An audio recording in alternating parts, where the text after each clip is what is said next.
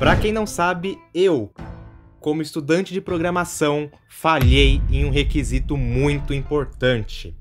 Eu não sei usar Linux. Eu já tentei algumas vezes umas distros como o Mint e o Debian, mas eu sempre desistia. Então eu resolvi me desafiar e perguntei a vocês se queriam vídeos sobre Linux aqui no canal. E aqui está.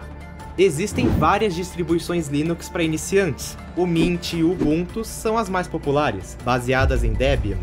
Guardem isso. Mas eu decidi fazer diferente. Eu instalei o Manjaro, uma distro baseada no Arch Linux.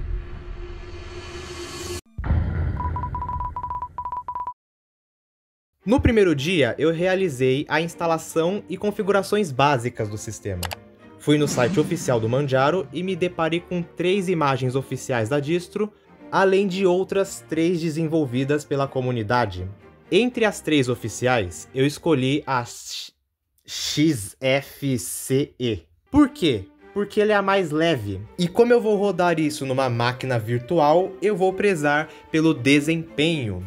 Depois de baixar, eu usei as seguintes configurações da máquina virtual, que estão aparecendo aí na tela, e iniciei o sistema. Configurei o teclado, o horário para o Brasil e dei boot no sistema. What is the next step of the operation?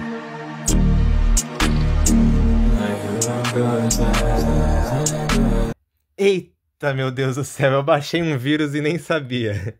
Computador iniciado, tela cheia habilitada e agora eu tenho que fazer a coisa mais importante de todas.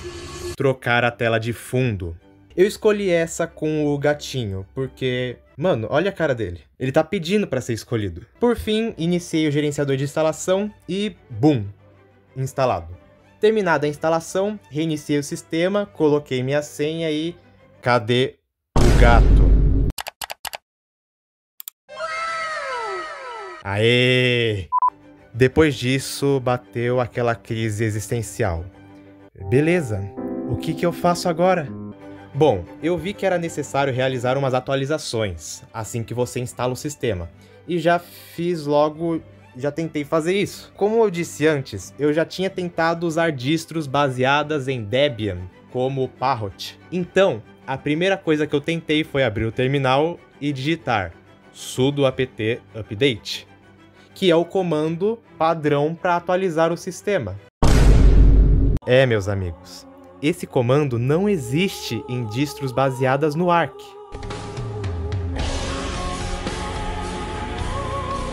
Então já fui pesquisar como que eu atualizava essa jossa. E já aproveitei também para configurar o meu navegador, Firefox, melhor navegador do mundo. Ah, então o comando é esse. Sudo pacman.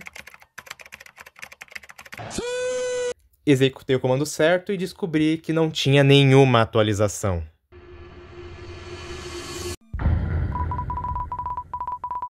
No segundo dia, a primeira coisa que eu fiz foi logar no meu GitHub.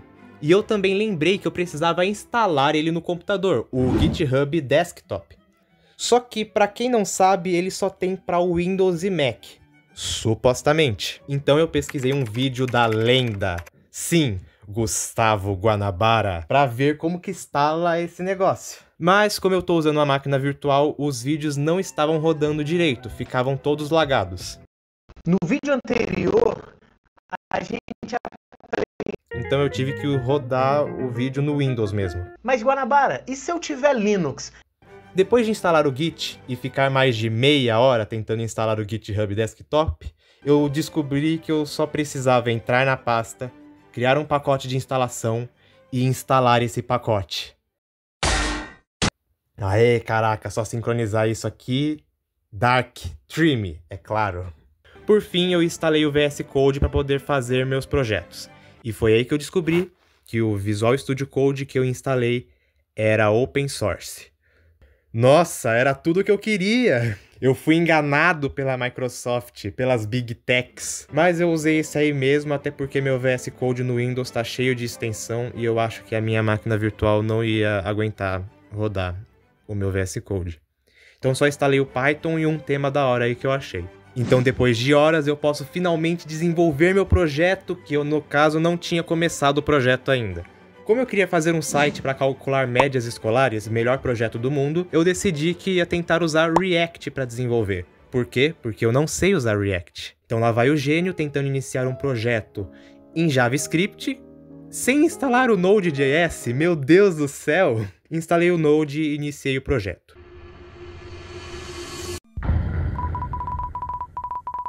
Depois do segundo dia, eu comecei a me familiarizar mais com o sistema. Quanto ao projeto que eu estou tentando fazer com o React, eu comecei a ver um tutorial, ou melhor, um curso completo de React em um vídeo só, para ver se eu aprendi alguma coisa para aplicar no meu projeto. Outra coisa que eu decidi fazer foi pesquisar um pouco para os próximos vídeos usando o Manjaro. E é claro que no meio dos estudos tem que ter uma musiquinha de Death Note. E assim eu alterno entre estudo para faculdade, roteiro, estudo para faculdade, roteiro, procuro emprego.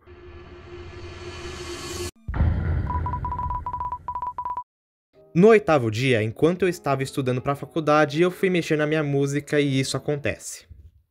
Aparentemente deu um erro na memória RAM virtual, mas graças a Deus eu não perdi nada.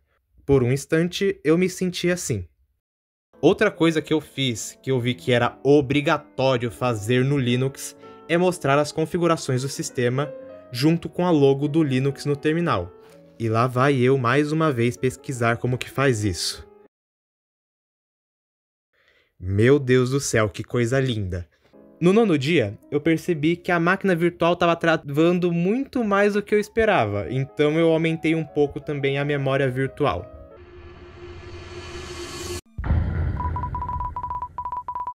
Por fim, no último dia, eu resolvi fazer 2 testes. Instalação e remoção de software, o que funcionou muito bem, e testar programas básicos como o GIMP e o LibreOffice. Então, finalmente, chegou a hora de fazer uma última coisa com o sistema antes de nos despedirmos. Adeus, Manjaro. Ué, ele não vai fechar? Meu Deus do céu! E é isso, o sistema não funciona mais.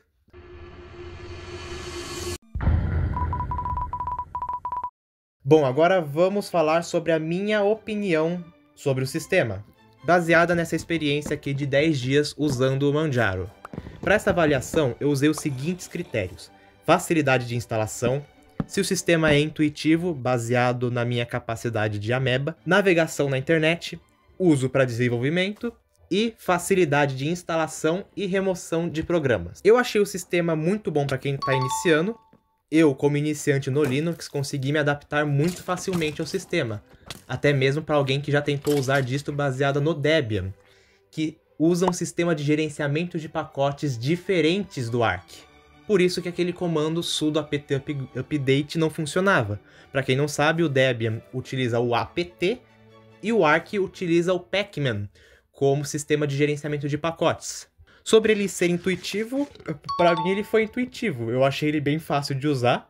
Para a questão de navegação na internet, funciona numa boa. Para essa questão de desenvolvimento de programas, ele serviu numa boa. Eu não consegui instalar o VS Code original da Microsoft, mas consegui uma versão open source que quebrou o galho. E também me salvou de eu ter que aprender a usar o Vim ou o NeoVim. Quem sabe no outro vídeo. E a questão de instalar e desinstalar programas também foi muito simples. Eu não usei nenhuma GUI para fazer essas coisas, foi tudo via terminal. Então acredito que se alguém for usar, provavelmente vai querer usar a GUI para poder gerenciar os pacotes e as instalações dos programas. Então acho que não vai sentir nenhuma dificuldade. Então é isso, povo. Essa foi a minha review do Linux Manjaro. Comentem aí o que acharam, se faltou alguma coisa sobre o sistema. E também sugiram outras distros que eu possa testar aqui, e até mesmo outros temas. Aproveite também para me seguir e apertar o gostei. Fiquem com Deus e até a próxima!